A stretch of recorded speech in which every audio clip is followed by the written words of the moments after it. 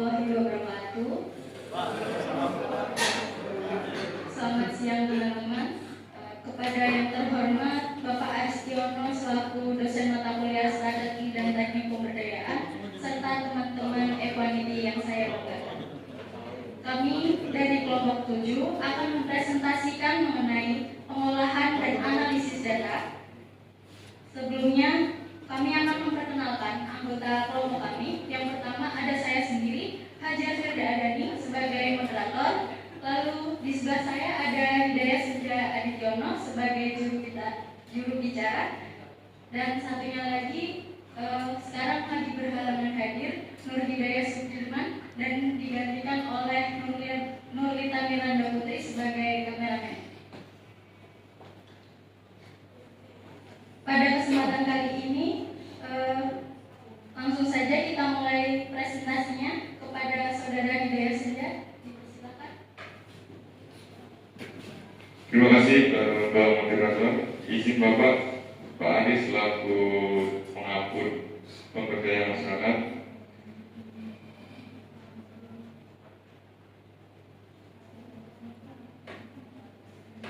Baik, di latar belakang ini menjelaskan bahwasanya desa Peci yang terletak di Kecamatan Kaserisia, Kabupaten Kiwi, Provinsi Merpati merupakan desa pesisir yang memiliki keunggulan geografis karena berdekatan langsung dengan garis pantai. Posisi ini memberikan peluang bagi masyarakat untuk mengembangkan sektor perikanan, budidaya tambak, dan ekowisata. Sebagian besar masyarakat desa Peci menggantungkan hidup pada sektor kelautan dan perikanan antara lain melalui budidaya tambak udang, lobster, dan kepiting, serta industri rumah tangga seperti kerupuk ikan yang menjadi salah satu produk olahan khas desa. Selain itu, desa Peci juga memiliki potensi ekowisata pantai yang menarik wisatawan dan berpotensi menjadi sumber pendapatan asli desa. Potensi sumber daya alam ini jika dikelola secara terpadu dapat menjadi penggerak pembangunan ekonomi desa sekaligus meningkatkan kesejahteraan masyarakat. Namun ada beberapa hal pemanfaatan potensi tersebut masih menghadapi beberapa tantangan seperti keterbatasan teknologi budidaya tambak, rendahnya nilai tambah produk olahan ikan, kurang optimalnya pengelolaan ekowisata pantai, serta kapasitas kelembagaan masyarakat yang belum merata. Di sini ditampilkan ada provinsi Desa Peci dengan luas wilayah 800 hektar, luas area pesisir dan tambak 30 hektar, jumlah penduduk satu desa yaitu kurang lebih 1.200 jiwa, dalam kurung 120 kakak. Mata pencarian utamanya petani tambak udang, lobster, kepiting, dalam kurung 45%, nelayan kecil 25%, serta pengrajin olahan kerupuk ikan 15%. Ada lainnya pedagang jasa wisata atau UMKM sebesar 15%. Pendapatan rata-rata per kakak yakni 2,4 sampai 2,8 juta per bulan. Untuk potensi bulan yakni tambak udang, venen, dan lobster air payau dan kepiting. Produk olahan kerupuk ikan khas desa Peci, ekowisata pantai Peci kurang lebih 8.000 wisatawan per tahun. Di sini ditampilkan ada program pemberdayaan di desa Peci, yaitu ada 5 program. Yang pertama itu peningkatan kapasitas budidaya tambak, antara lain pelatihan teknik modern tambak udang dan lobster, pengendalian penyakit udang dan perawatan kualitas air. Lalu ada yang kedua penguatan UMKM kerupuk ikan dengan isian pelatihan pengemasan dan inovasi rasa, branding produk dan pemasaran berbasis digital marketplace. Yang ketiga ada pengelolaan ekowisata pantai dengan isian pemberdayaan warga sebagai pemandu wisata, pengelola homestay dan kuliner pantai. Lalu ada penyediaan sarana pendukung wisata seperti halnya gazebo, papan informasi, atau spot foto. Yang keempat ada kelembagaan ekonomi desa, yakni untuk pembentukan koperasi pesisir Peci untuk pemasaran hasil tambak dan olahan ikan. Terakhir adalah kesadaran lingkungan, yakni berisi observasi mikro. Di slide ini ada sumber data dengan komponen data primer dan data sekunder. Ada kolom uraian. Untuk data primer itu data yang diperoleh langsung interaksi dengan masyarakat dan observasi lapangan. Dan isian wawancara 40 tambak, 15 UMKM kerupuk ikan, dan 20 pelaku wisata pantai. Lalu ada observasi kondisi di tambak, udang, lobster atau kepiting. Ada FGD dengan perangkat desa dan kelompok masyarakat pesisir.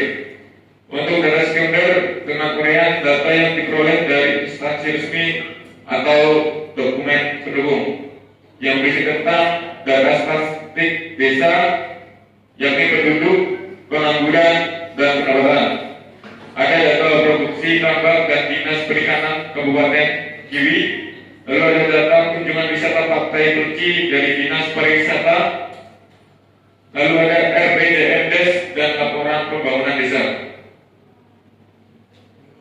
Selanjutnya ada pengolahan data dengan isian komponen yakni validasi data, verifikasi data, kategori data, visualisasi data. Dengan isian pada validasi data yakni memeriksa data pendapatan nelayan sesuai catatan koperasi, mencocokkan data wisatawan dengan laporan desa dan kabupaten. Lalu untuk isi dari verifikasi data yaitu membandingkan hasil wawancara dengan laporan produksi tahunan tambak dan memastikan data jumlah wisatawan sesuai laporan dinas terkait.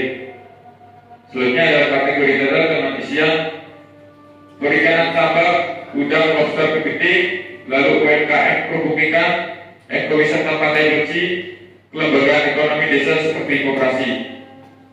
Lalu untuk visualisasi data yaitu seperti grafik barang, hasil produk tambak per tahun, diagram lingkaran dengan isian kontribusi wisata terhadap PAD desa, peta tematik, lokasi tambak, UMKM serta ekowisata, lalu ada diagram SWOT, analisis kekuatan, kelemahan, peluang, ancaman.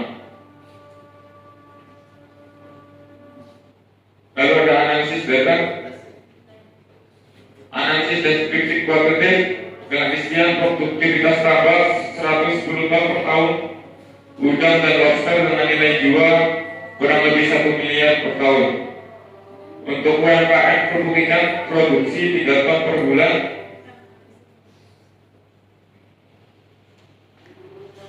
Untuk UMKM kerupuk ikan produksi kurang lebih 3 ton per bulan dengan omset kurang lebih 50 juta per bulan. Lalu ada wisata pantai dengan kunjungan 12 pengunjung per tahun, pendapatan tiket kurang lebih 480 juta per tahun. Lalu ada analisis deskriptif kualitatif, masyarakat antusias tetapi keterbatasan modal dan teknologi menjadi hambatan utama. Lalu ada infrastruktur pendukung wisata seperti jalan akses dan toilet umum masih berkurang. Lalu ada identifikasi masalah dan peluang. Masalahnya itu ada 3. Yang pertama ada rendahnya akses modal usaha, 70% UMKM tidak memiliki modal cukup. Lalu ada teknologi tambak masih tradisional, produktivitasnya belum maksimal, minimnya promosi digital ekowisata. Lalu untuk peluang ada 3 dengan isian pertama permintaan udang dan lobster tinggi untuk diekspor. Yang kedua ada potensi wisata pantai yang dapat berkembang menjadi destinasi unggulan, dukungan program pemerintah daerah untuk desa pesisir.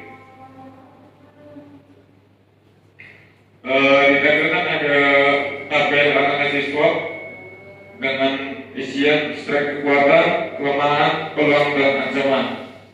Untuk kekuatan yakni ada beberapa isian. Yang pertama ada lokasi strategis dekat pesisir pantai yang cocok untuk tambak udang, lobster dan kepiting.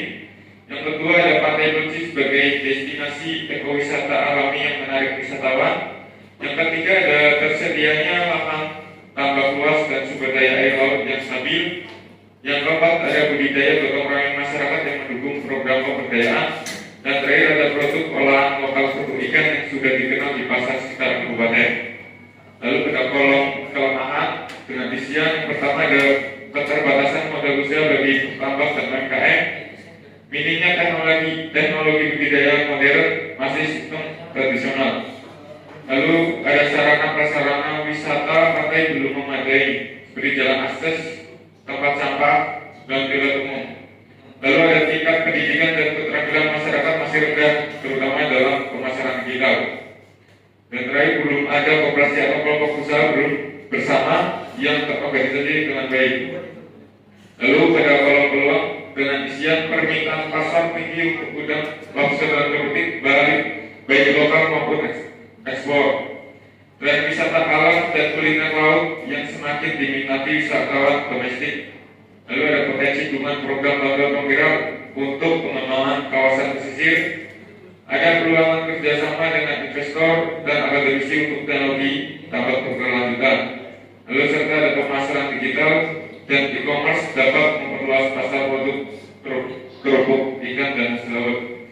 Lalu ada kolom ancaman atau krisis.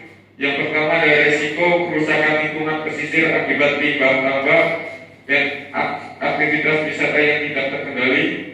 Lalu ada perubahan iklim dan cuaca ekstrim dapat mempengaruhi produktivitas tambang. Lalu ada fluktuasi harga pasar udang dan lobster yang tidak stabil. Ada persaingan dengan wilayah pesisir lain yang lebih maju dan ancaman abrasi pantai yang dapat merusak tambang dan area wisata. Selanjutnya ada dampak ini ada inventarisasi potensi desa Banci Kecamatan Resia Kabupaten Kiwi berdampak besar terhadap pengembangan ekonomi pesisir. Kegiatan ini membantu pemerintah desa mengenali potensi sektor perikanan, tambang, dan ekowisata secara akurat sehingga perencanaan pembangunan lebih terarah dan efisien. Data yang diperoleh juga mendukung pengelolaan sumber daya alam secara berkelanjutan, peningkatan nilai tambah produk olahan ikan serta penguatan usaha kecil dan pendapatan asli desa. Selain itu, keterlibatan masyarakat dalam proses inventarisasi memperkuat pengembangan lokal dan menumbuh rasa tanggung jawab bersama secara keseluruhan. Inventarisasi potensi menjadi dasar penting bagi desa kecil untuk membangun ekonomi mandiri dan berkelanjutan. Lalu ada rekomendasi ini itu berisi agar hasil inventarisasi potensi di desa Banci dapat dimanfaatkan secara optimal. Pemerintah desa perlu meningkatkan kapasitas masyarakat melalui pelatihan budidaya tambang, pengolahan hasil laut, dan pengelolaan ekowisata. Kerjasama dengan pihak swasta dan lembaga pendidikan juga penting untuk mendorong inovasi teknologi dan promosi digital.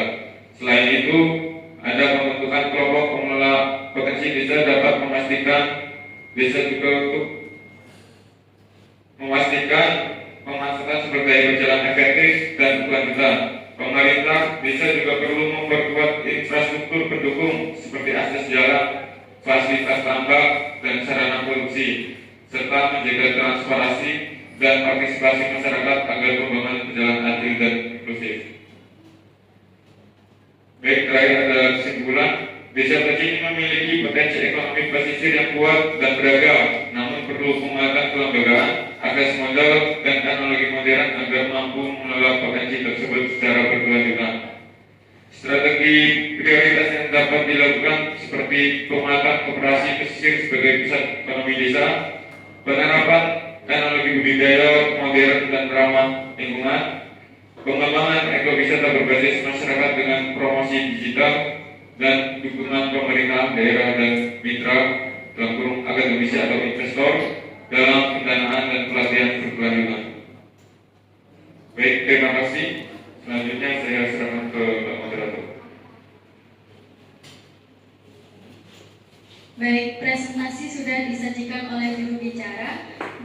Untuk selanjutnya kepada pembahas satu yaitu Mbak Elvina, dipersilakan untuk menanggapi.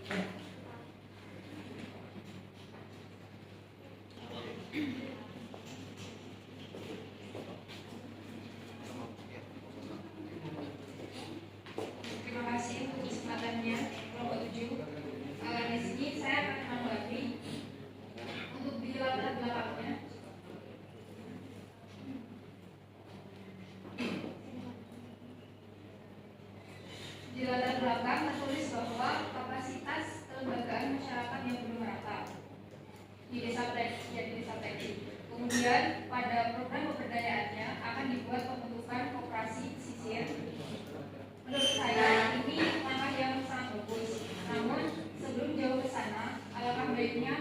memperbaiki terlebih dahulu kelembagaan yang sudah ada.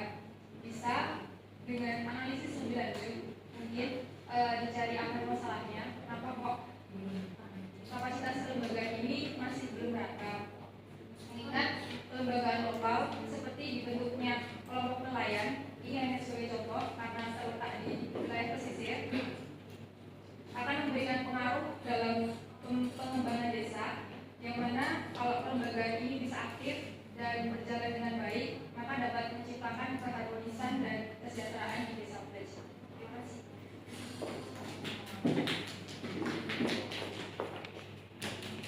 Terima kasih Mbak Elvina atas tanggapan yang telah diberikan. Selanjutnya kepada pembahas 2, Mbak Della Fariha, silakan untuk menanggapi. Baik, terima kasih atas kesempatannya kelompok 7. Berdasarkan apa yang saya perhatikan tadi kan ada pada data analisis deskriptif kualitatif. Itu disebutkan masyarakat antusias namun terkendala keterbatasan modal. Nah, pertanyaannya, bagaimana strategi yang dapat dilakukan untuk mengatasi keterbatasan modal dan teknologi pada masyarakat pesisir agar produktivitas tambah serta UMKM dapat meningkatkan secara berkelanjutan? Terima kasih. Terima kasih kepada Mbak Della Fariha atas pertanyaan yang telah diberikan. Untuk selanjutnya, pertanyaan akan kami jawab sebentar. Baik, saya akan menjawab dari pertanyaan Anika, Bella. Dengan pertanyaan bagaimana strategi yang dapat dilakukan untuk mengatasi keterbatasan modal dan teknologi pada masyarakat pesisir agar produktivitas tambah serta UMKM dapat meningkat secara berkelanjutan. Baik, di sini ada penguatan akses modal seperti kolaborasi dengan lembaga keuangan, seperti adanya kerjasama dengan bank, koperasi atau lembaga keuangan mikro. Lalu ada membuat koperasi pesisir Pledge untuk memperkuat peran koperasi sebagai lembaga intermediasi modal yang dikelola masyarakat lokal. Lalu ada hibah dan insentif pemerintah dengan penggalangan dukungan program pemerintah daerah atau nasional untuk mendapatkan hibah atau insentif bagi pengembangan usaha pesisir. Lalu ada peningkatan kapasitas teknologi seperti pelatihan bagi penambah tentang teknologi budaya modern seperti sistem resirkulasi air atau RAS. Lalu ada adopsi teknologi hemat energi, penggunaan teknologi panel surya untuk pompa air, tambak sebagai alternatif energi terbarukan. Lalu ada pengembangan UMKM berbasis inovasi yang diversifikasi produk olahan seperti kerupuk ikan, kerupuk tenggiri atau kerupuk ikan yang di laut. Lalu ada digitalisasi pemasaran, terutama untuk membuat platform digital marketplace, media sosial. Lalu ada pelatihan pengemasan dan branding untuk meningkatkan kualitas pengemasan dan branding produk agar memiliki daya saing di pasar lokal dan ekspor. Begitu, Mbak Della. Dari moderator.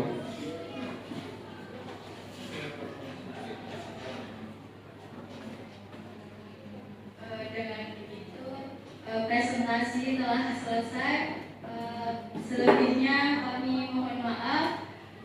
Wassalamualaikum warahmatullahi wabarakatuh.